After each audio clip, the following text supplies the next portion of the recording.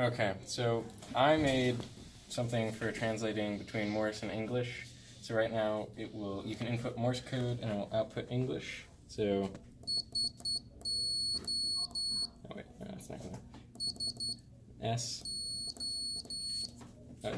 G, you can, here's an E, is the very simple, just a single dit, or T, which is a da.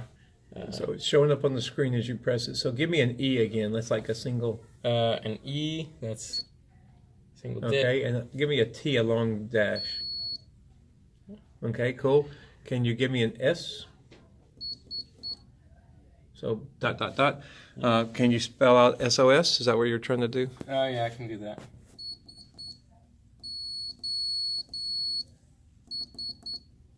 There we go. There's SOS, which is 3 dits, 3 das, and then 3 dits. Oh, great. Yeah. That's really cool. And how does it know how fast to read it? In the beginning, I input my words per minute. You can see right there. You ask the person how fast can they type Morse code. Yes. All right, great, excellent.